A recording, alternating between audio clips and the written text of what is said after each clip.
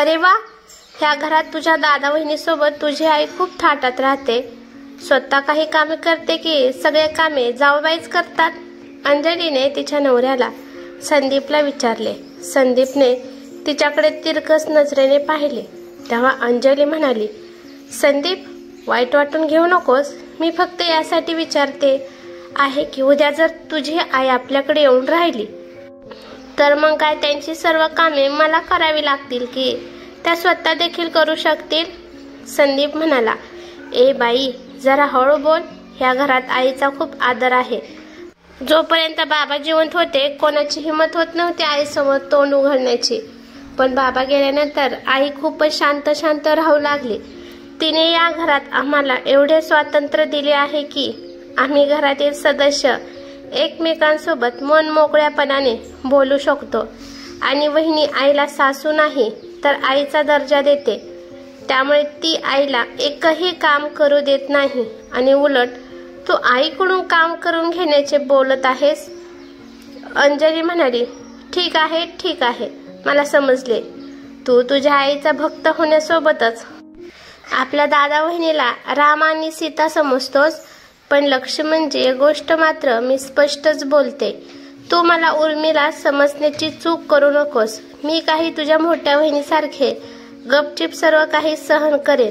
एवढे बोलून अंजली बैठकीच्या खोलीत जाऊन बसली. तिथे तिची मोठी जाऊ नम्रता आणि सासू कल्पनाताई गप्पा मारत बसल्या होत्या. अंजलीला पाहून नम्रता म्हणाली, मग अंजली, तुझ्या माहेरचे सर्वजण कसे आहेत? तिकडे शहरात तुमचा संसार कसा सुरू आहे? यावेळी तू खूप दिवसांनी आलीस ग. तेवढ्यात संदीप देखील तिथे आला. तेव्हा त्याला पाहून नम्रता पुढे म्हणाली, जेव्हापासून तू भाऊजींच्या आयुष्यामध्ये आली आहेस, भाऊजींना तर आमच्यासाठी वेळच नसतो. असे का बरं? असे बोलून नम्रता हसली. तर अंजली जरा नाराज झाली आणि म्हणाली, ते जरी शरीराने माझ्यासोबत राहत असले तरी तिथे सुद्धा त्यांच्या तोंडात तुम्हा सर्वांचे नाव असते. आता तिकडे शहरामध्ये आम्हा दोघांशिवाय आणखीन कोण आहे? आम्हा दोघांनाही तुमची खूप आठवण येते. संदीपला पाहून अंजली म्हणाली, काय हो, मी बरोबर बोलत आहे ना? संदीपला अंजलीचे कुचके बोलणे व्यवस्थित समजले होते. त्यामुळे तो म्हणाला, अंजली, जर तुला वहिनी आणि आईची इतकीच आठवण येते तर तू सुट्टी घेऊन इथे राहायला का येत नाहीस? नवऱ्याचे बोलणे ऐकून अंजली डोळे मोठे करत म्हणाली, लोक खेडेगावातून शहरात फिरायला येतात. तुम्ही मलाच इथे गावी येऊन राहा असे म्हणत आहात? म्हणजे तुम्हाला तुमच्या वहिनी आणि आईला शहरात येऊ द्यायचे नाही का? बघा सासूबाई, मी तुम्हाला बोलावतोय पण तुमच्या मुलाला नको आहे. असे बोलून ते हसू लागले. यावर कल्पनाताई म्हणाल्या, नाही सुनबाई, माझी दोन्ही मुले राम आणि लक्ष्मण सारखे आहेत. दोघेही आपल्या आईच्या भल्याचाच विचार करतील. आणि एवढे तरी मी डोळे बंद करून देखील सांगू शकते बर का. आणि राहिली गोष्ट तुमच्याकडे शहरात येऊन राहण्याची, तर मी केव्हापासून म्हणत आहे तुम्ही दोघांनी तुमचा संसार थाटला आहे, पण आता कुटुंब सुद्धा वाढवा, मग मी नक्की येईन. काय ग नम्रता, मी बरोबर बोलते ना? नम्रता म्हणाली, आई, तुम्ही अगदी बरोबर बोलत आहात. शेवटी आपली माणसे कधी कामी येणार? मग सांगा मॅडम, आईंना बोलवण्याची तयारी केव्हा करणार? एवढे बोलून नम्रता आणि कल्पनाताई हसू लागल्या. दिवस सरले आणि साधारण 9 महिन्यांनी अंजलीने सर्वांना आनंदाची बातमी दिली आणि गावी फोन करून आपल्या मोठ्या जावेला म्हणाली, जावबाई, डिलिव्हरीच्या वेळी माझी आई माझ्याकडे येणार आहे. तुम्ही सासूबाईंना देखील पाठवून द्या. सासूबाई सोबत असतील तर त्यांचाही वेळ जाईल. नम्रता ठीक आहे म्हणाली. आणि 2 दिवसांनी कल्पनाताईंना त्यांचा मोठा मुलगा हर्षद धाकट्या भावाकडे संदीपकडे घेऊन गेला. दुसऱ्या दिवशी हर्षदने आईची परवानगी घेतली आणि जायला घरी परत निघाला आणि म्हणाला, आई, मी 3 दिवसांची सुट्टी घेतली होती, त्यामुळे आता मला जावे लागेल. जर तुला कोणत्याही गोष्टीची गरज लागली तर संकोच न करता मला किंवा संदीपला सांग. आणि जेव्हा केव्हा तुला परत गावी येण्याची इच्छा झाली मला फोन कर. मी तुला न्यायला येईल। मुलाचे बोलणे ऐकून कल्पनाताईंनी प्रेमाने हर्षदच्या डोक्यावर हात ठेवला। तेवढ्यात अंजलीची आई गायत्रीताई म्हणाल्या, अरे वा विहीनबाई, तुम्ही अजूनही तुमच्या दोन्ही मुलांना ताब्यात ठेवले आहे, जे तुम्हाला विचारल्याशिवाय काही करत नाहीत आणि तुमच्या तालावर नाचतात। इतका कडकपणाही चांगला नाही। आता त्यांना मोकळे राहू द्या, जेणेकरून ते आईच्या कुशीतून बायकोच्या पत्राला बांधून राहतील। एवढे बोलून गायत्रीताई हसू लागल्या, पण गायत्रीताईंचे बोलणे हर्षदला अजिबात आवडले नाही। तो आपल्या धाकट्या भावाला म्हणाला, संदीप, तुझी सासू कशी वागते ते मला माहित नाही, पण मला एवढेच सांगायचे आहे की आईची काळजी घे। असे होऊ नये की आईला स्वतःच्या मुलाच्या घरी राहून आईला परकेपणा जाणवेल। बाकी तू समजदार आहेस। एवढे बोलून तो तेथून निघून गेला। 1 आठवड्यानंतर अंजलीने एका सुंदर मुलाला जन्म दिला। आता गायत्रीताई सतत अंजली सोबत गप्पा मारायच्या आणि इकडे कल्पनाताई आपल्या नाताची खूप काळजी घ्यायच्या आणि घरही सांभाळायच्या। एके दिवशी गायत्रीताई अंजलीला म्हणाल्या, जेव्हापासून तुझी सासू घर सांभाळत आहे, मग तू उगाचच 10,000 रुपये देऊन कामवाली बाई का ठेवलीस? काढ तिला कामावरून, ती काही व्यवस्थित कामे करत नाही। अंजलीला आपल्या आईचे बोलणे योग्य वाटले आणि तिने कामवालीला कामावरून काढून टाकले। दुसऱ्या दिवशी संदीपने पाहिले की त्याची आई घरातील कामे करून थकली होती। तेव्हा संदीप म्हणाला, आई, इकडे येऊन बस बरं, बाकीचे कामे अंजलीची आई करेल। तोपर्यंत गायत्रीताई म्हणाल्या, अहो, असे कसे बोलत आहात जावई बापू तुम्ही? मी तर या घरची पाहुणी आहे आणि तुमच्या आईचा या घरावर अधिकार आहे। मग मी इथे कसे काम करू शकते? हे ऐकताच संदीप म्हणाला, का? माझी आई तुमच्या मुलीची सासू असूनही सुनेची सेवा करू शकते। मग तुम्ही तर तिच्या आई आहात, मग तुम्ही तुमच्या मुलीला अशा परिस्थितीत मदत करू शकत नाही का? मग काय फायदा आहे तुमचा इथे राहून? तुम्ही तुमच्या मुलीच्या बाळपणासाठी इथे आला आहात ना? मग काय करता तुम्ही तिचे किंवा आमच्या बाळाचे? आणि तसेही घरातील सर्व काम आणि बाळाची कामे तर माझी आईच करते। गायत्रीताई जावयाच्या बोलण्याने नाराज झाल्या। याच कारणामुळे अंजली आणि संदीपमध्ये खूप भांडण झाले। जेव्हा गायत्रीताईला वाटले की त्यांची डाळ इथे काही शिजणार नाही, तेव्हा दुसऱ्या दिवशी त्या आपल्या मुलीला म्हणाल्या, जेव्हा तू एखादी चांगली कामवाली ठेवशील तेव्हाच मला बोलाव। माझ्याच्याने काही तुझ्या बाळाची आणि तुझ्या घरची कामे होणार नाहीत। असे बोलून त्या तेथून निघून गेल्या। आईचे बोलणे ऐकून अंजली आश्चर्यचकित झाली। जेव्हा संदीपने अंजलीकडे पाहिले तेव्हा तिने खाली मान घातली। जसजसा वेळ पुढे सरकत होता तसतशी सर्व जबाबदारी कल्पनाताईंच्या खांद्यावर येऊन पडली। नम्रता त्यांची मोठी सून त्यांना सतत फोन करायची आणि आपल्या सासूची विचारपूसही करत होती। तेव्हा कल्पनाताई सांगायच्या, सुनबाई, मी अगदी ठीक आहे, तू अजिबात काळजी करू नकोस। बाळ थोडे मोठे झाल्यावर आणि सुनबाईला तिला व्यवस्थित घेता येईल तेव्हा मी आपल्या घरी परत येईल। नम्रताला सासूच्या आवाजावरून समजले की त्या खूप थकल्या आहेत, पण ती काहीही बोलली नाही। पण जसा मुलगा मोठा होऊ लागला तसतसं त्या मुलाला आजीची सवय पडली। सासू घरातील सर्व कामे करते, शिवाय मुलाला पण सांभाळते। हे पाहून आता अंजलीने पुन्हा तिचे ऑफिस जॉईन केले। एके दिवशी अंजली ऑफिसवरून आली तेव्हा ती रागाने सासूवर ओरडली, आई, हे काय स्वयंपाकघराची अवस्था करून ठेवली आहे तुम्ही? या घरात कामवाली होती तेव्हा माझ्या कामवालीने कधीच असा पसारा केला नाही। मी ऑफिसवरून आल्यानंतर घर स्वच्छ पाहून मला फ्रेश वाटायचे, पण आता घरी आल्याबरोबर माझा मूड ऑफ होतो।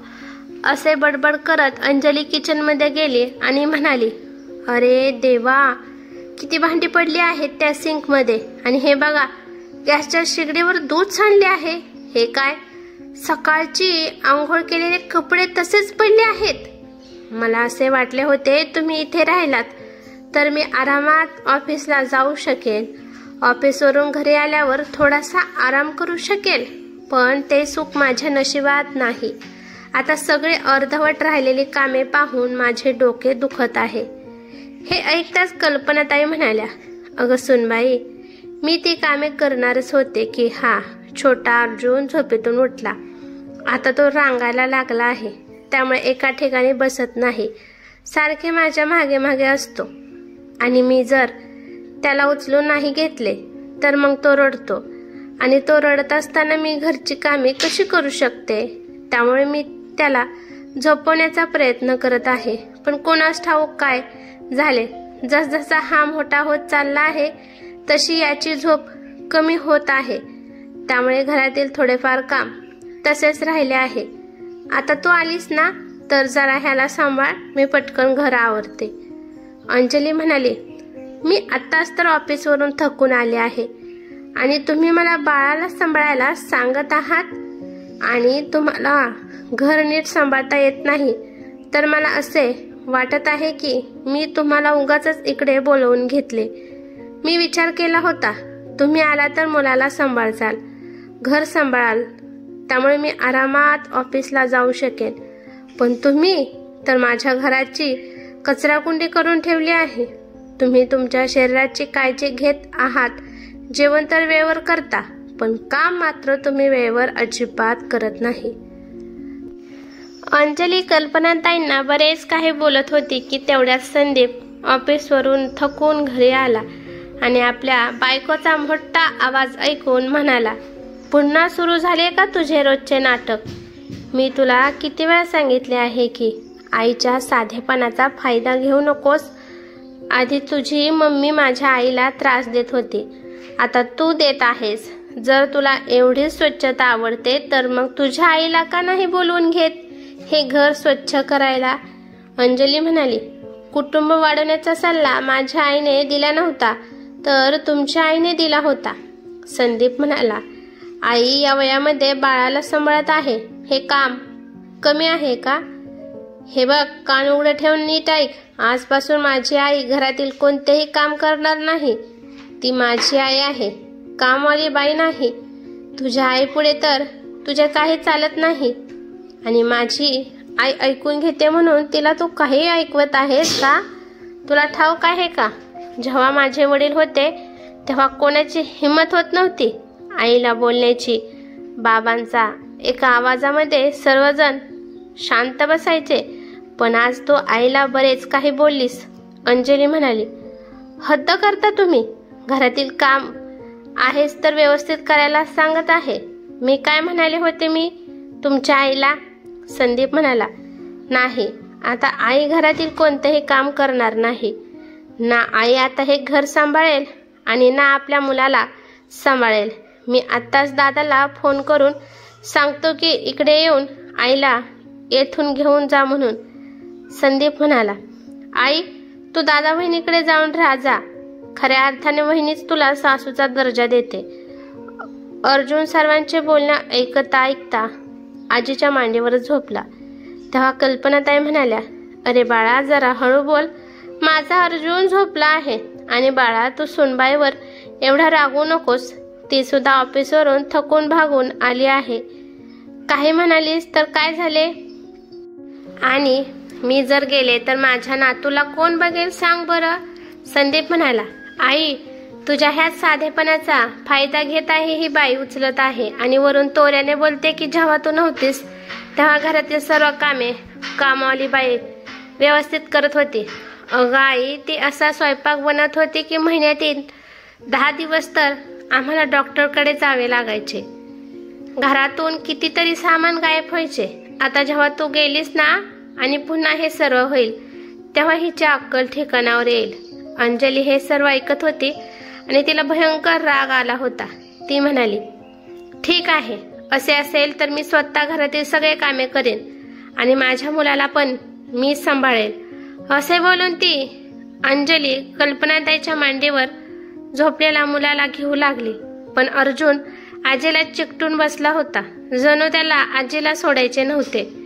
पण अंजलीला तिच्या रागापुढे काही दिसत नव्हते. अर्जुनला आजीच्या मांडीवरून जोराने ओढून घेत असताना अंजलीने अर्जुनचा हात दाबला. तेव्हा अर्जुन मोठ्याने ओरडला आणि रडायला लागला. तेव्हा कल्पनाताईंनी अंजलीच्या कानशिलात ठेवून दिली आणि म्हणाल्या, अंजली, हे काय करत आहेस? तुम्हा नवरा बायकोच्या भांडणामध्ये माझ्या अर्जुनला का त्रास देत आहेस? अगं, तुला दिसत नाही का त्याला किती त्रास होतोय? अगं, झोपेत होता तो. असली कसली आई आहेस? चक्क लहान लेकराचा हात दाबलास तू. जर तुझ्या आईने तुला छातीशी लावले असते तर तुला समजले असते की आई आणि मुलाचे नाते काय असते. कल्पनाताईंच्या डोळ्यामध्ये रागासोबत पश्चातापही होता. त्या म्हणाल्या, मला माझ्या मोठ्या सुनेने नेहमी सासूचा दर्जा दिला, पण तू तर मला आया बनवून ठेवले, पण त्यातही मी आनंदी होते. अंजली, आज तू खूप चुकीचे वागलेस. आईचे आपल्या मुलाशी नाते कसे असते ते फक्त पैसे कमवून नव्हे तर तिच्यासोबत वेळ घालवल्यानंतर समजू शकते. अर्जुनचे आपल्या आजीबद्दल असणारे प्रेम पाहून संदीप म्हणाला, विचार कर अंजली, 9 महिन्याच्या मुलाला सुद्धा तुझ्यापेक्षा जास्त माझ्या आईचा लळा लागलेला आहे. आणि तसाच आईचा लळा आम्हा दोघा भावांना आणि वहिनीला सुद्धा लागला आहे. हे तू स्वतःच्या डोळ्यांनी पाहिले आहे. शेवटी माझी आई तुझ्या कामी आली. तुझी आई तर जबाबदारीला घाबरून पाठ दाखवून निघून गेली आणि तरी सुद्धा तुला माझ्या आईबद्दल काहीही वाटत नाही. तू माझ्या आईची अजिबात इज्जत करत नाही. अगं, आईचा नाही तर कमीत कमी सासूचा जरी दर्जा दिला असतास ना तू माझ्या आईला, तरी सुद्धा तिला काहीच वाटले नसते. तरी पण तू तर माझ्या आईला आया समजलीस. नवऱ्याच्या तोंडून हे शब्द ऐकून अंजलीच्या डोळ्यामध्ये अश्रू आले, जे कल्पनाताईंना पाहुले नाही. त्या उठल्या आणि म्हणाल्या, सुनबाई, तू आधी डोळे पुस. यामध्ये तुझा काही दोष नाही. बहुतेक कुटुंबासोबत नातेसंबंध कसे असतात आणि मोठ्यांचा आदर कसा करावा हे तू तुझ्या लहानपणी पाहिले नसेल, पण अजूनही वेळ गेलेली नाही. सुनबाई, मला सांग, उद्या तुझ्या मुलाने सुद्धा तुझा आदर अशा प्रकारे करावा असे तुला वाटते का? अंजली म्हणाली, नाही आई, मला तर असे वाटते की माझ्या मुलाने माझ्यावर तेवढे प्रेम करावे जेवढे प्रेम तुम्हाला तुमच्या कुटुंबाकडून मिळते. कल्पनाताई म्हणाल्या, मग आता तुझे अश्रू पुस आणि जुन्या गोष्टी विसरून जा. मी आणखीन काही दिवस तरी इथून जाणार नाही आणि तू परकी थोडीच आहेस. अंजलीला जाणीव झाली की ती एवढे चुकीचे वागून सुद्धा सासू तिला किती प्रेमाने आणि शांततेने सांगत आहे. एवढे मोठे हृदय तर फक्त एका आईचेच असू शकते. अंजली उठली आणि तिने सासूला घट्ट मिठी मारली आणि तिच्या कृत्याबद्दल माफीही मागितली.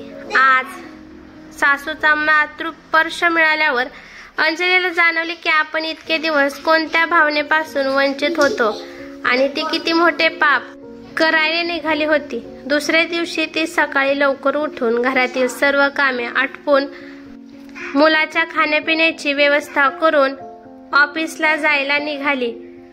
2 दिवसानंतर तिने कामवालीला सुद्धा ठेवली, जी घरातील साफसफाई करायची, जेणेकरून कल्पनाताईंना आराम मिळू शकेल. आपल्या बायकोमध्ये झालेला बदल पाहून संदीप खूप खुश होता.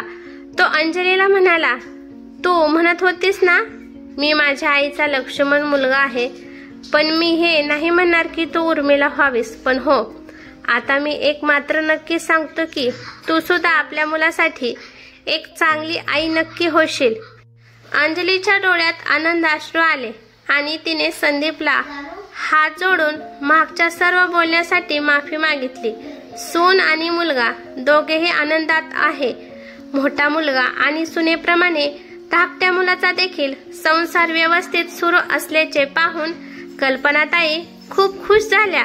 आता दोन्ही मुलांचा सुखी संसार पाहून कल्पनाताईंनी देवाचे आभार मानले. ही कथा कशी वाटली ते मला कमेंट करून नक्की सांगा. कथा आवडली तर लाईक शेअर नक्की करा आणि चॅनलवरती नवीन असाल तर चॅनलला सबस्क्राईब करा. धन्यवाद.